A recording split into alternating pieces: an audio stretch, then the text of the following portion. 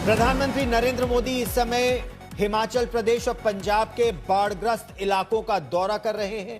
दोपहर में वो पहले हिमाचल प्रदेश पहुंचे और अब पंजाब का हवाई सर्वेक्षण मी-17 हेलीकॉप्टर की ये तस्वीरें आप देख रहे हैं। प्रधानमंत्री नरेंद्र मोदी इस समय बाढ़ग्रस्त इलाकों का, सैलाब से तबाही का हवाई सर्वेक्षण कर रहे हैं। वायुसेना के एक पायलट उनको ये दिखाने का प्रयास कर रहे हैं कि ये कौन कौन से जिले हैं, कितनी वहां पर तबाही हुई है, मानचित्र के जरिए भी और जमीनी स्थिति भी। इससे पहले प्रधानमंत्री नरेंद्र मोदी ने 1500 करोड़ रुपए की राहत का ऐलान किया हिमाचल प्रदेश के लिए।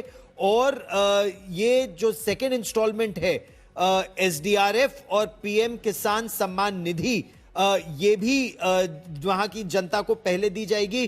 प्रधानमंत्री नरेंद्र मोदी ने एक मल्टी डायमेंशनल व्यू लेने की बात की है ताकि जनता जो इस समय बाढ़ से बहुत बुरी तरह प्रभावित है वो एक बार फिर अपने पैरों पर खड़ी हो सके।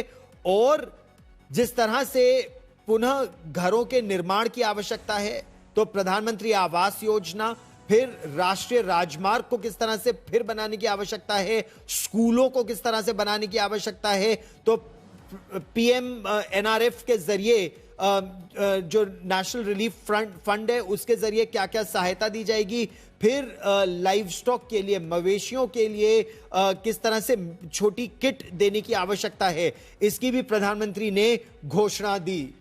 कमलजीत कौर संधू इस समय मेरी सहयोगी हमारे साथ जुड़ रही हैं।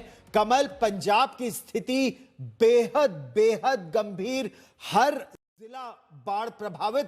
प्रधानमंत्री से बहुत उम्मीदें हैं इस समय पंजाब को। बिल्कुल सही कहा आपने। प्रधानमंत्री नरेंद्र मोदी खुद पहुंचे हैं और 1500 करोड़ उन्होंने अभी हिमाचल प्रदेश को दिए हैं, लेकिन पंजाब का आंकड़ा काफी बड़ा है क्योंकि सरकार का कहना है कि भाई 60,000 करोड़ पहले के बकाया हैं और अब जो इनिशियल आंकलन है वो 20,000 करोड़ का है। लेकिन ये फर्स्ट हैंड असेसमेंट है। उससे पहले हमने देखा है कि किस तरह से एग्रीकल्चर मिनिस्टर शिवराज चौहान आए थे, उन्होंने एक इनिशियल असेसमेंट लिया, फिर खास तौर पे केंद्र से टीमें आई और अब वो खुद भी क्योंकि परिवारों से मिलेंगे, किसानों से मिलेंगे, तिब्बी कैंप पहुंचे हैं, तो वहां पे एक फर्स्ट हैंड असेसमेंट लेने की पूरी कोशिश है। खास तौर पे ये वाली बात भी आ रही है कि कई ऐसे नेता हैं जिन्होंने सवाल किया था कि जिस तरह से अफगानिस्तान की मदद की जा रही है, तो पंजाब है, हिमाचल प्रदेश है, इनकी मदद करनी चाहिए। उसके बाद तुरंत हमने देखा कि किस तरह से ऐलान किया गया, प्रधानमंत्री खुद भी आए हैं और खास तौर पे अब वो मिलेंगे।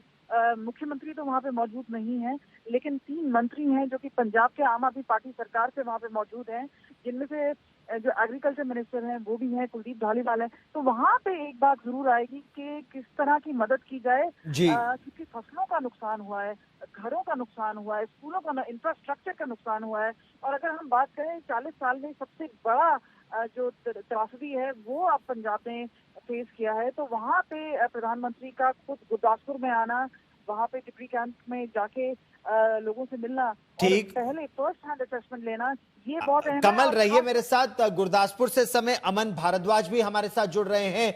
अमन, एक मिलिट्री स्टेशन में सेना ने किस तरह से मदद की उसका भी असेसमेंट किया है, लेकिन लोगों से, किसानों से प्रधानमंत्री मिलके उनका असेसमेंट भी जानना चाह रहे हैं, किस तरह से मदद हो पाएगी। आप इस समय हमें क्या बता सकते हैं?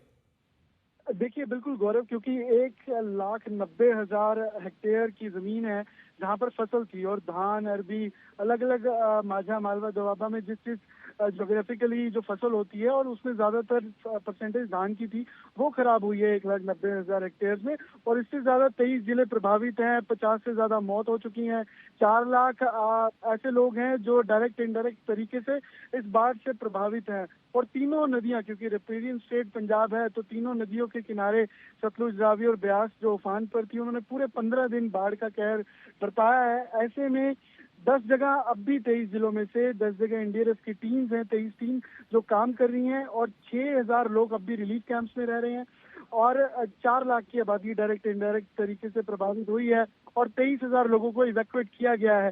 तो ये सारा डाटा आप देखिए 15 दिन का है, तो 15 दिन में जिस तरीके से ये पूरी त्रासदी हुई है, तो उस पर पंजाब सरकार ने एक तो क्या किया और साथ साथ उनका प्रबंध क्या था, उनके हिसाब से नुकसान कितना है, क्योंकि मांग तो उन्होंने 20,000 करोड़ की है, लेकिन एक्चुअल में नुकसान कितना है और जो टाइम रहते अलग अलग समय पर डिजास्टर फंड आता भी है, सरकार अलग अलग तरीके से फंड देती है, उसका इस्तेमाल अभी तक कहाँ हुआ है? क्योंकि ये भी इल्जाम पंजाब सरकार पर लगता रहा है कि जो सेंटर से फंड आता है उसका इस्तेमाल सही तरीके से नहीं होता, चाहे वो हेल्थ के लिए आए, चाहे इंफ्रास्ट्रक्चर के जी लिए आए, चाहे वो अमन, आप छोटी इस छोटी खबर पर नजर बनाए रखें।